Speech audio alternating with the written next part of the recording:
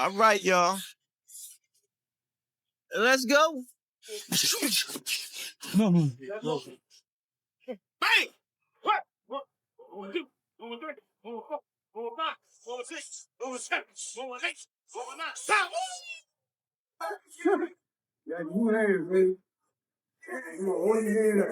It's less than 3 weeks till the most talked about fight of the year. And Jake Paul just revealed his secret weapon, that it's not new gear or a flashy trainer. It's a world champion. The hype for Tank Davis versus Jake Paul is exploding every day. With knockout bonuses, wild rumors, and new alliances. This fight feels like something straight out of Netflix. Jake's now training with a world champion ahead of the November 14th showdown in Miami. Can you blame a man for taking that opportunity? Because this is prize fighting, right? It's about making money and securing your family. Can you fault him for that? It's two sides of that. Like, Okay. it just depends. Like, as a fighter, just because I had a draw with somebody, for me, I may run it back. But Jake broke the news himself in an interview with TMZ Sports. You could hear the nerves in his voice. He admitted this is his most dangerous fight ever. Jake said, "I'm actually scared this time. It's crazy. It's been keeping me up at night." And just his speed, his elusiveness, his ring IQ, his conditioning. You know, he's gone 12 rounds so many different times, something that I've never even done. So he's going to be sharp all the way through. I mean, the list goes on and on. And so just actually being vulnerable for a second, it's like, this is crazy. This is scary. Jake isn't backing down. He's building one of his strongest camps yet.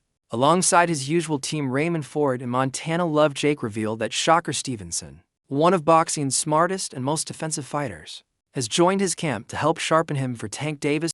Man, I'm thinking about, Bigfoot versus Littlefoot. Andre the Giant versus Wee Man. Man, this is going to be better than damn Circus on Lake. Yeah, they're going to look weird as hell in the ring together, man. You see how big Jake Paul is? 200 plus pounds? Man, I don't understand it. I don't get it. That news shocked everyone. Because if you follow boxing, you know Shakur Stevenson and Gervonta Tank Davis have never been cool with each other. When it comes to Davis, you know, he says in the press conference, what do you say? Just be a fan and watch the fight and enjoy the fight. Enjoy what, bro? You against Uber drivers? I don't want to watch that. You know what I mean? And then you get a guy who gives you a good fight. Don't even give him a rematch. You know what I mean? And then you want to be compared to Floyd. Floyd gave instantaneous rematches. You know what I mean? They've traded trash talk online for years. Teased fights that never happened, and fans constantly compare them. So, seeing Shakur train with Jake Paul, Tank's next opponent, is massive. Shakur even posted fire. "I get to learn, share some game, and pick a smart business mind." It's short, but you can tell he's excited and maybe sending a little message to Tank too. Is there any way you could, any realistic or legitimate way in your mind, you could see Jake Paul winning a fight against Tank? No. No way. Nope. Strategically, it's genius. Shakur's style is all about timing, control, and angles, exactly what Jake needs to handle Tank's pressure. Tank isn't just fast. He's smart and dangerous. He breaks opponents down slowly. Shakur knows that better than anyone. Jake basically brought in a human playbook on how to fight Tank Davis. Yeah, in terms of sparring, you know, we got some great guys coming in. Some really experienced southpaws that are smaller. I think Montana Love is coming in. Shakur Stevenson wants to come in. Jermaine Ortiz. We're going to hit up Erickson, Lubin, some of these guys. So we're just going to bring in a plethora of fighters that...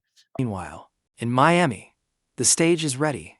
The fight's happening at the Kaseya Center. Jake says he's not coming to just survive, he's coming to win.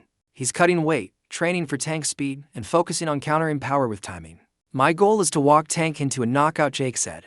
The build-up now feels like a movie. Knockout bonuses, mind games, and now Tank's rival in Jake's corner. A 92-pound weight difference, almost a 100-pound weight difference. It's insane. Let's say he comes in at 200 pounds. It's still a 65-pound weight advantage. That is called one thing. That's called being a bully. It's like, dude, what are you doing? What don't you understand about this? If you want respect from your peers, if you want everyone... Even with all this, Shakur Stevenson isn't picking Jake to win. He told TMZ that while Jake's working hard, he still believes Tank will win. "If I'm thinking like Tank," Shakur said, "I'd outbox Jake easily using my IQ and timing." Geo's world, facts. That's why Tank wants to fight Jake Paul.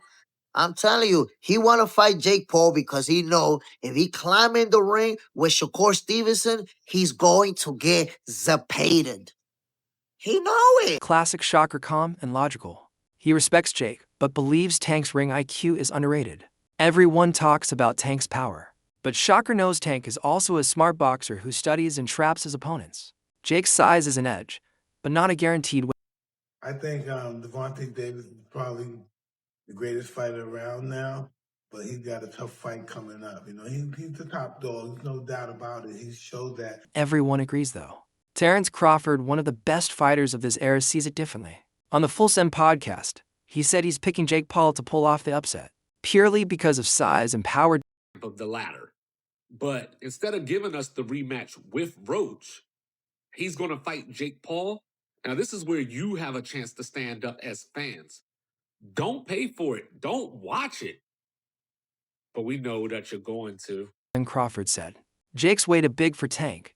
Tank's explosive, but Jake can punch. I've seen it in person. He's big, powerful, and faster than people think. If Jake lands one clean punch, it could be over. Crawford believes Jake's jab and reach could be Tank's biggest problem.